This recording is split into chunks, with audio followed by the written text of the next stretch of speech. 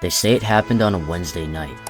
Paul McCartney, 24 years old, rich, famous, untouchable, got into his Lotus and never made it home. Somewhere on a dark London road, the world's biggest musician supposedly lost his head in a crash, literally, and the Beatles decided the world could never know.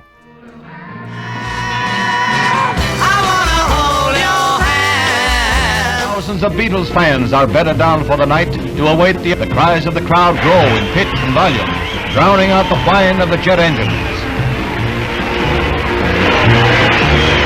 And here they are, fresh from their triumphant appearances in the United States. 12,000 young Britons roar a welcome.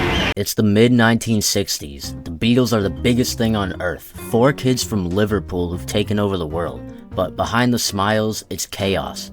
Endless touring, death threats, media pressure, a cultural revolution spinning out of control. Paul McCartney was, in many ways, the band's anchor, the perfectionist, the one holding everything together while John went off experimenting and George quietly resented it all. But then something happened. Something that would supposedly end it all. According to the legend, Paul stormed out of a late-night recording session after an argument. He got into his Aston Martin, drove off into the rainy London streets, and never made it home. He crashed, and the real Paul McCartney was killed instantly. Now, the theory claims that the remaining Beatles, John, George, and Ringo, were forced into silence. The record label panicked, and the British government supposedly even stepped in, fearing global chaos. Paul McCartney wasn't just a musician, he was an icon, the face of the cultural revolution, and if he died, people might riot, so they replaced him. They found a man who looked just like Paul, a Scottish musician named William Campbell who had once won a Paul McCartney look-alike contest. They called him Billy Shears. He was trained to imitate Paul's voice, his walk, his handwriting. He underwent minor surgeries to perfect the resemblance, and when the Beatles reappeared in 1967, no one noticed, at least not right away. This is where it gets creepy. Fans began noticing strange details, subtle inconsistencies that didn't fit. On the Abbey Road album cover, Paul is the only Beatle barefoot and out of step with the rest of the group, symbolizing a corpse in a funeral procession. John, dressed in white, represents the preacher, Ringo in black, the undertaker, and George in denim, the gravedigger.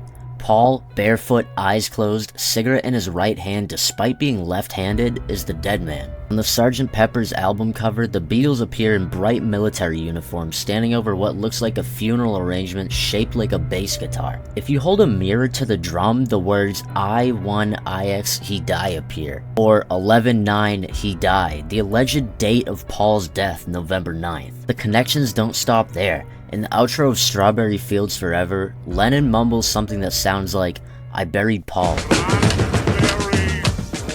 Every song started to sound like a confession.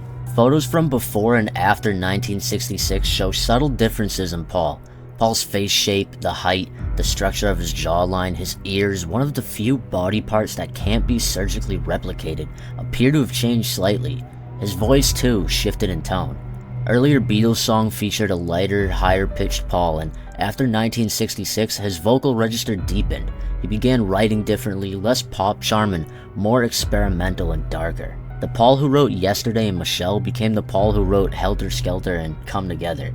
Even his personality changed. He went from shy and polite to sarcastic and detached. It's almost like fame rewired him, or maybe, like some fans claim, the replacement never truly understood who he was imitating. The most disturbing part? This theory suggests that John Lennon and the others wanted people to find out, that they left breadcrumbs hidden in their work just to see if anyone was paying attention. That's why Sgt. Pepper's introduced us to Billy Shears. That's why the walrus in I Am the Walrus was said to represent death in ancient folklore. John supposedly told fans the walrus was Paul, and maybe that was his final wink. When the Beatles' White Album came out, fans went insane playing tracks backward and searching for hidden words. It wasn't just paranoia, the backward masking worked. In Revolution 9 Reversed, it really does sound like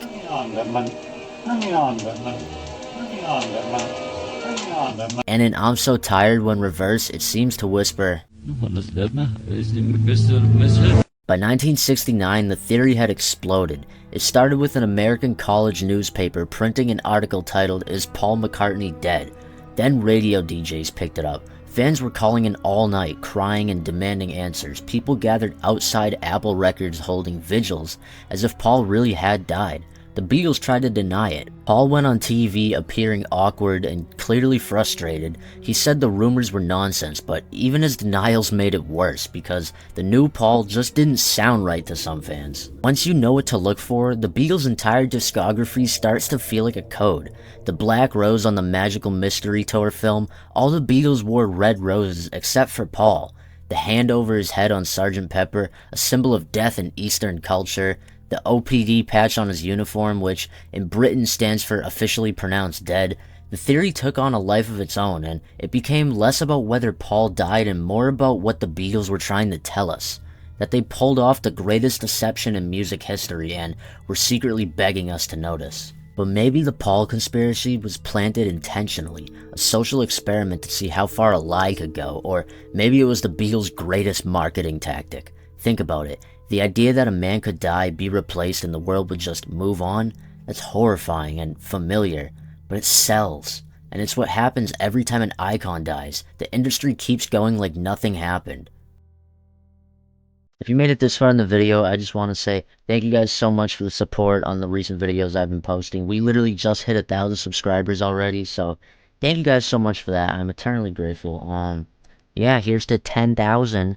Let's see if we can do that. That'd be pretty cool. I don't know. I'm gonna go now. Like the video, subscribe, do the YouTuber things. Let me know what you guys want to see me cover next. Drop some ideas down in the comments and stuff. Okay, I'm gonna go. I love you. Bye.